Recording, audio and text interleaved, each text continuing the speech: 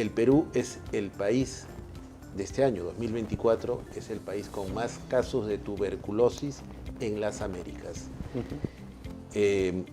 ¿Nos puedes decir por qué no hemos tenido la posibilidad de vencer a la tuberculosis? La pandemia ha hecho que se haya exacerbado este problema. Obviamente las causas de vida, la causa de la informalidad, la mala alimentación. ¿Qué puedes decirnos de el manejo de la tuberculosis? Cuando hablamos de tuberculosis, uno debe enfocarse en el tema de este tema que ya se está conversando tanto, que es una sola salud y los determinantes sociales que van a ocasionar una enfermedad, ¿no? En el caso de tuberculosis es el ejemplo claro de que hay una serie de determinantes que van a influir en el problema de la prevalencia de la tuberculosis.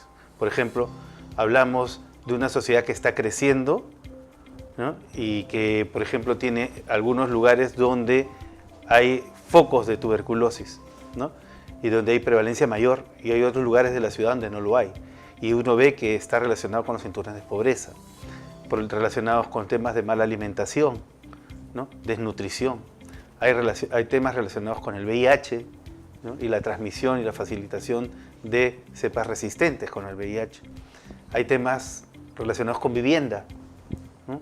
Porque el paciente con TB de droga resistente tiene que ser aislado de una manera que también sea digna para él y que pueda vivir tranquilamente. Entonces hay muchas situaciones de determinantes sociales. Entonces la reflexión acá es que este tema de la tuberculosis debe ser manejado a nivel interministerial, o sea, debe ser transversal. No se puede solamente echarle el saco a salud para que lo maneje solo, debería manejarlo con los otros ministerios, esa es la idea. ¿Y lo están haciendo?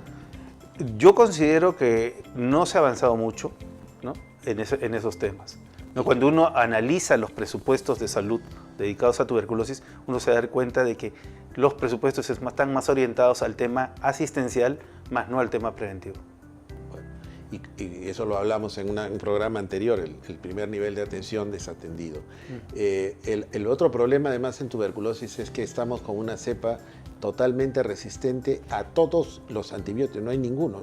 Lo que me han informado es eso, que no hay una multiresistencia tal que ningún antibiótico ya afecta o daña a este germen. Claro, lo que uno ve, por ejemplo, en los temas de resistencia a TB o a tuberculosis es el hecho de que las personas que van a desarrollar la drogoresistencia a tuberculosis muchas veces han sido personas que han sido manejadas de una manera inadecuada, o hay otras situaciones que han condicionado que estas aparezcan. Hace un rato hablábamos de la pandemia. Si en épocas de pandemia tuvimos que estar encerrados en nuestras casas, una persona con drogoresistencia fácilmente lo ha podido diseminar a toda su familia durante el tema del confinamiento. Bueno, hay muchos temas por hablar por el tema de su área, doctor Luchetti, pero quiero tocar otro tema que también es fundamental y es el tema del dengue. Y conversábamos hace un rato que el dengue ha subido, ha aumentado este año en comparación al año anterior. ¿Qué nos puedes comentar con el tema del dengue, que es uno de los problemas serios que tiene nuestra población? Ya el dengue, el año pasado, se diseminó en casi todo el país. Prácticamente todo el país tiene dengue, ¿no? Y eso fue preocupante, porque uno dijo, el dengue ya vino y el dengue se quedó en casa, ¿no? Entonces, eso tiene que llamarnos a la reflexión, puesto que en un país como el nuestro, en que tenemos diversas características climáticas, entonces la estrategia del dengue no puede ser abordada con una sola visión como se ha tenido en los últimos años, pensando básicamente en lo que viene a ser el tema más común que se veía, que era el tema de selva, ¿no? Entonces, cuando uno mira el dengue y lo mira con esa óptica, entonces se va a equivocar en el manejo, ¿no? Si uno ve las estadísticas, uno se da cuenta que los departamentos que ahora más tienen dengue son los departamentos de la costa, y los departamentos de la costa son los más poblados. Entonces, ahí tenemos un problema serio. ¿Por qué el dengue es de una familia que bueno, probablemente a la gente no le significa gran cosa, el arbovirus? Pero en el arbovirus hay varios tipos de arbovirus, el chikungunya, el Zika. ¿Por qué son los que han proliferado en estos últimos años este tipo de enfermedades? Sobre el arbovirus. El dengue, fiebre amarilla, chikungunya, Zika, todos son transmitidos por el mismo vector, que es el Aedes. El mismo, o sea, que al final entonces es el tema del vector el problema. Es uno de los grandes problemas el vector. Ahora, la estrategia para el manejo del vector ya de por sí es una estrategia muy desfasada. Y eso es una cosa que todavía no ha sido corregida por el Ministerio. Cuéntenos cómo ha estado manejando el Ministerio de Salud la epidemia del dengue o este grave problema del dengue. ¿Ha sido correctamente manejado? ¿Cuáles son las recomendaciones que usted le dejaría a este gobierno y a la población para cuidarse, por un lado, prevenir el dengue y por otro lado, cómo prevenir y manejar el dengue en las grandes poblaciones? Lo primero que tenemos que tener en cuenta cuando se habla de dengue es el comportamiento del vector en las diferentes zonas del país. No es lo mismo trabajar un vector que está acostumbrado a zonas donde hay poca precipitación pluvial, como es la costa o la costa desértica del Perú, que manejarlo en una costa lluviosa como es la costa de Tumbes, que manejarlo en selva donde los niveles de precipitación son altísimos. Cuando hablamos, doctor, del vector, estamos hablando del zancudo. Del zancudo. Que es el que va a generar toda esta, o sea, claro, para que quede claro. Perfecto. Entonces, por un lado es eso. Por otro lado, hay que entender que el zancudo y el agua están íntimamente relacionados. El zancudo, para poder generar sus crías, tiene que colocar sus huevos en zonas donde hay remansos de agua. Entonces, si uno lo entiende de esa manera, uno dice, bueno, en zonas donde hay lluvia sí se ven los remansos, en zonas desérticas no lo vas a ver.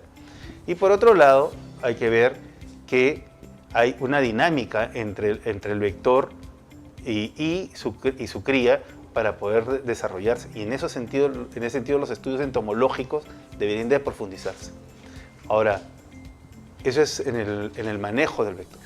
¿Y en el tema de la vacunación está funcionando? ¿Existe vacuna? Ya. Ok, en el caso del manejo, ese es el problema del vector. En el caso del manejo, en el manejo preventivo, no solamente abarca también controlar al vector, sino actualmente se deben utilizar otras estrategias. Una de ellas es la estrategia de la vacunación. La vacuna ha probado ser efectiva. Su efectividad es por encima del 40%, lo cual nos hace ver de que es una vacuna útil. Yo considero de que el gobierno se ha retrasado mucho en la compra de la vacuna. Actualmente están desarrollando pilotos en el norte del país, cuando nosotros entendemos que las zonas más álgidas son las zonas del centro, donde están las grandes ciudades, y también ya tenemos históricamente una selva que ha sido afectada por dengue múltiples veces y todos los años en la época pluvial.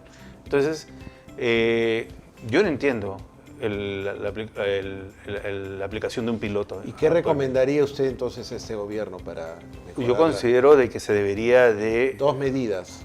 Básicamente enfocar bien la estrategia de lo que viene a ser la vacunación, hacer un estudio del vector, estudios entomológicos del vector, utilizar otras estrategias aparte de lo que viene a ser fumigación.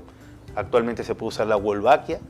¿Qué cosa es la Wolbachia? La Wolbachia es una bacteria que va a afectar al zancudo y lo va a volver estéril, y de esa manera vamos a evitar que se siga reproduciendo. Pero creo que el Ministerio de Salud ha propuesto algo al respecto, no sé si lo propusieron en la gestión pasada, ¿no? Con la ministra anterior se habló de la Wolbachia, se presentó esa posibilidad de uso, pero ahí ha quedado. Yo no veo que haya alguna estrategia en ese sentido, o tal vez me equivoque, ¿no?